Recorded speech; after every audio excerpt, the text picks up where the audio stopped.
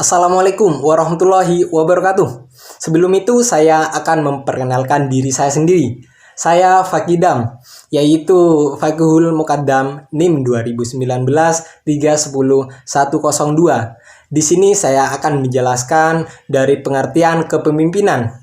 Apa kualitas yang harus dimiliki oleh seorang pemimpin? Apakah dia harus menjadi sosok yang ditakuti banyak orang atau memberikan kesan bahwa dia adalah seorang pemimpin? Tentu tidak semudah itu menjadi seorang pemimpin. Bahkan kepemimpinan punya seni dan caranya sendiri. Anda mungkin bisa menyuruh-nyuruh orang, tetapi itu tidak lantas menjadikan Anda seorang pemimpin yang baik. Untuk itu, mari kita simak di video kali ini berbagai macam pengertian dan hal-hal penting lainnya terkait seni kepemimpinan supaya dapat memahami bagaimana cara membangun jiwa kepemimpinan dalam diri Anda.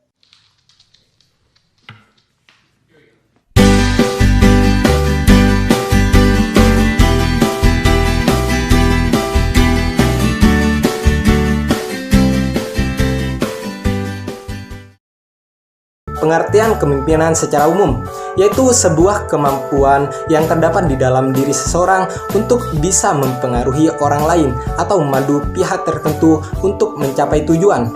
Sementara itu, definisi pemimpin dalam Kamus Besar Bahasa Indonesia adalah orang yang memimpin. Jadi, seorang pemimpin wajib memiliki kemampuan untuk mempengaruhi atau memandu sekelompok orang atau pihak. Adapun teori-teori yang dipahami terkait kepemimpinan. Teori tersebut yaitu yang pertama, satu, teori karakter. Teori karakter merupakan sebuah teori yang menitikberatkan karakter-karakter tertentu yang mampu menyukseskan kepemimpinan. Dan yang kedua, teori perilaku. Dalam teori perilaku dijelaskan mengenai beberapa perilaku yang mencerminkan karakter pemimpin. Dan yang ketiga, teori kepemimpinan situasional. Teori yang dikembangkan oleh Hersey dan Blackheart ini memiliki titik berat pada kematangan para pengikut dan atau bawahan. Kesuksesan suatu tujuan tergantung pada matang tidaknya para bawahan. Maka dari itu, pemimpin diharapkan mampu menganalisis apakah bawahannya sudah cukup atau matang atau belum. Kepemimpinan partisipatif. Gaya kepemimpinan yang satu ini memberikan ruang bagi bawahannya untuk berpartisipasi lebih dalam pembuatan sebuah keputusan. Dan yang keempat, kepemimpinan delegatif. Pada gaya kepemimpinan delegatif, bawahan dari itu mempunyai ruang untuk melakukan hal-hal sesuai dengan keyakinan mereka dan mampu mengenal keputusan. Terima kasih. Cuma itu yang bisa saya sampaikan. Wassalamualaikum warahmatullahi wabarakatuh.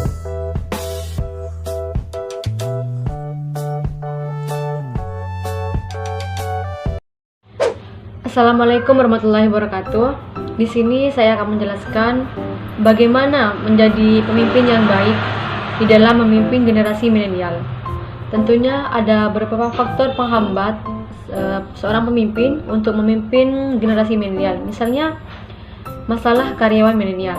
Di sini terdapat masalah karyawan milenial seperti mudah bosannya dengan pekerjaan rutin. Ingin pemimpin yang mengarahkan bukan mendikte, menyukai pekerjaan yang fleksibel dan lebih mencari peluang dibandingkan royalitas. Karyawan milenial harus mempunyai karakter seperti mementingkan kesempatan berkembang dibandingkan gaji, menyukai pekerjaan yang fleksibel, mencari peluang dibandingkan loyalitas, serta mementingkan sikap saling menghormati. Di video ini saya akan menjelaskan bagaimana cara memimpin milenial sehingga mereka dapat berkontribusi positif di perusahaan. Bagaimana cara membuat mereka lebih betah di perusahaan sehingga dapat bersinergi antara manajemen dan karyawan. Ada beberapa tips, yaitu tips pertama itu menjelaskan alasan ketika memberikan perintah. Mereka ingin tahu di balik perintah gaya komando yang ditunjukkan oleh Gen X mulai harus berubah. Kalau bicara milenial, harus dijelaskan alasan dibalik suatu aturan atau perintah. Semakin mereka paham, semakin mereka lebih sukarela untuk mengerjakan perintah. Tips nomor 3, Kurangi aturan. Para milenial menambahkan kebebasan berkreasi. Mereka tidak ingin membatasi banyak aturan. Namun, hal ini sulit diterima oleh para Gen X. Alasannya, bagi para Gen X, proses yang baik dibutuhkan untuk mencapai hasil yang baik. Sementara bagi para milenial, yang penting adalah hasilnya. Itulah sebabnya banyak milenial lebih suka bekerja di perusahaan yang tidak punya aturan yang kaku. Tips yang nomor 4, hargai mereka secara personal. Milenial adalah generasi yang merasa dirinya penting. Alasannya, mereka dibesarkan di keluarga yang kecil. Akibatnya, milenial sangat membutuhkan sentuhan personal. Karena itu, mulai dari pujian hingga memberikan apresiasi disesuaikan dengan nilai-nilai personal mereka. Ada beberapa cara untuk pemimpin, bagaimana untuk memimpin generasi milenial. Misalnya, pimpinlah generasi milenial dengan jelas dan to the point. Generasi X masih ada dalam generasi milenial. Berikan kebebasan, belajarlah mendengarkan, dan jangan paksakan standar yang sama kepada orang yang berbeda. Karena setiap orang itu mempunyai kemampuan sendiri-sendiri. Dan carilah keunggulan mereka serta memberikan umpan baik. Yang pimpinan milenial diartikan sebagai kepemimpinan masa kini yang menyesuaikan dengan gaya generasi baru yang lahir pada era tahun 1980-an. Pola kepemimpinan milenial tidak sama dengan pola kepemimpinan lama dari generasi sebelumnya.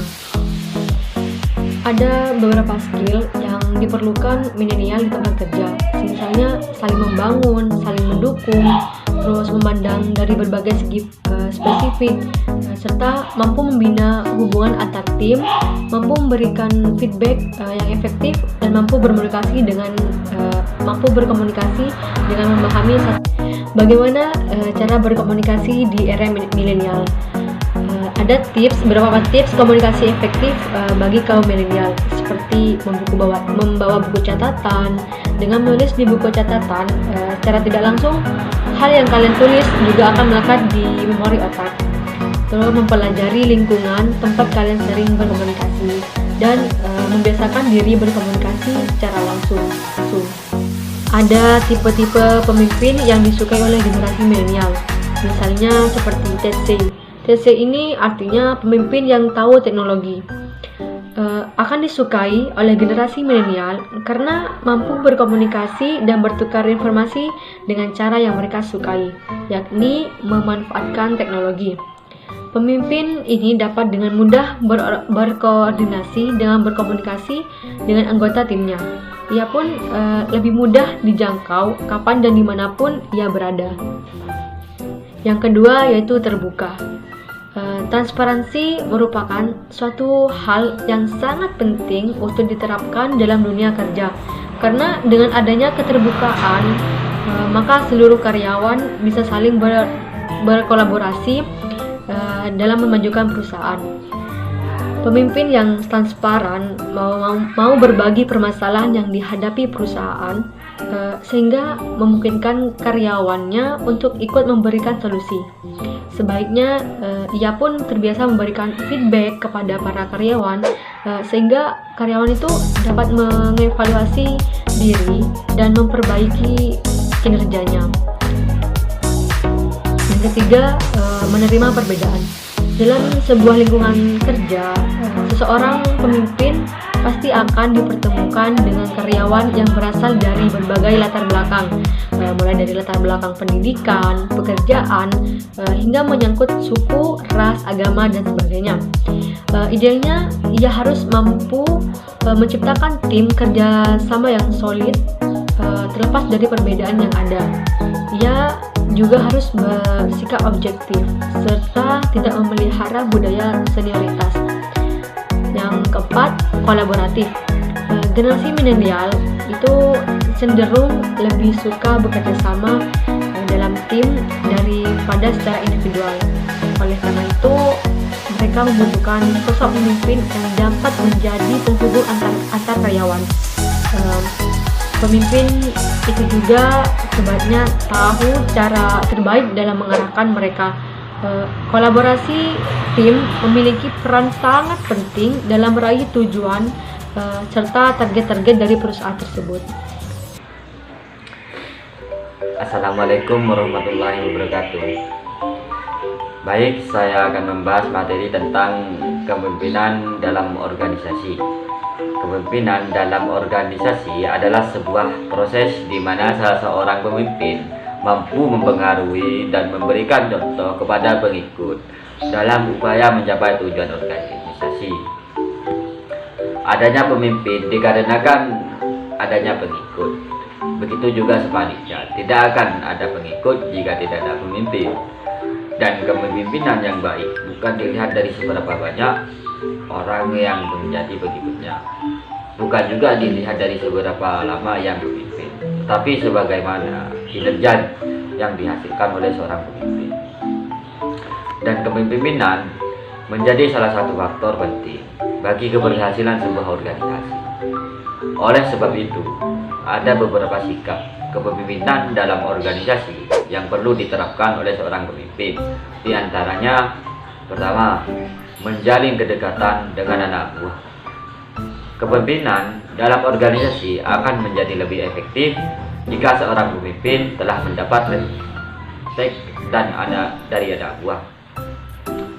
Hal ini bisa dibangun dengan menjalin kedekatan dengan mereka, sehingga mereka akan percaya dan mau mengikuti arahan Anda sebagai pemimpin. Dan yang kedua, memberikan semangat dan motivasi. Kepemimpinan dalam sebuah organisasi ini bukan melulu soal pangkat dan jabatan, tetapi kepemimpinan dalam organisasi adalah bagaimana seorang pemimpin dapat memberikan semangat dan motivasi, bahkan untuk setiap hal kecil dari pekerjaan yang Anda lakukan. Seorang pemimpin, mau atau tidak mau, harus berani mengambil keputusan, kebijakan, dan regulasi untuk mencapai tujuan organisasi yang dikelola. Pendekatan yang efektif memiliki karakteristik tertentu, seperti halnya 1. Daya visi, 2. Mengatasi masalah, 3. Kemahiran, 4. Keakraban, mengukur kualitas, 5. Berkomunikasi yang efektif, dan yang terakhir kemampuan baik soft skill serta hard skill. Sekian materi yang saya sampaikan. Terima kasih. Assalamualaikum warahmatullahi wabarakatuh.